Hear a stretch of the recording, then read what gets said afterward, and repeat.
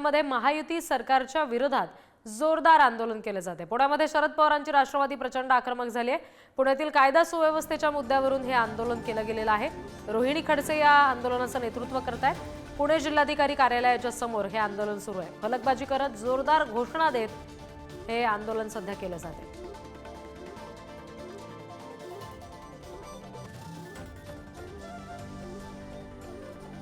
या सगळ्या संदर्भात रोहिणी खडसे बोलतायत, आपण थेट ऐकूया। त्यांचा आवाज म्हणून आम्ही तिथे गेलो होतो। तेवढी आमची बाजू मुख्यमंत्री यांनी 2 मिनिटं घेऊन आमचं ऐकून घ्यावं एवढी माझी महाग अपेक्षा होती। जर तिथे ऐकू आलं नाही, आम्ही तुमच्या माध्यमातून ते पोहोचवण्याचा प्रयत्न करतो की महिला अत्याचाराच्या घटना वाढत आहेत।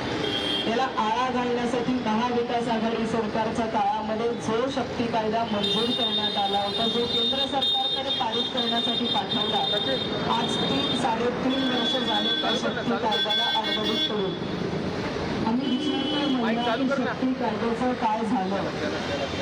जो शक्ती कायदा महिलांना एक सुरक्षित वातावरण देण्यासाठी ज्यामध्ये सगळे कायद्यानुसार तुम्हाला कठोर कायदा करून त्या गुन्हेगारांना शिक्षा करण्याची तरतूद केलेली होती, तो कायदा कुठे तो का मंजूर करण्यात आला नाही।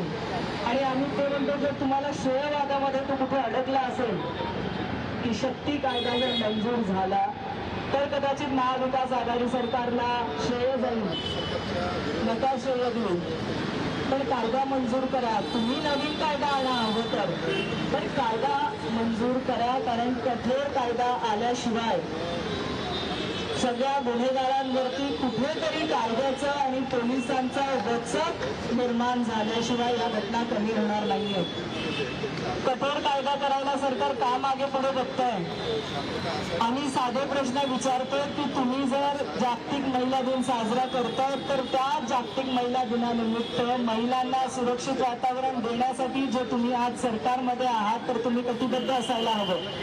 आज फक्त पुण्यामधल्याच घटना वाढतात असं नाही, तर संपूर्ण महाराष्ट्रात म्हणजे प्रत्येक गावात, प्रत्येक तालुक्यात, प्रत्येक जिल्ह्यात, प्रत्येक शहरात महिला अत्याचाराच्या घटना वाढतात।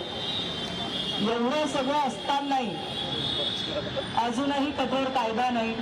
आज आमचं एवढं ह्या आंदोलनाच्या माध्यमातून एवढीच मागणी आहे की सेंट्रल गव्हर्नमेंटचं सेशन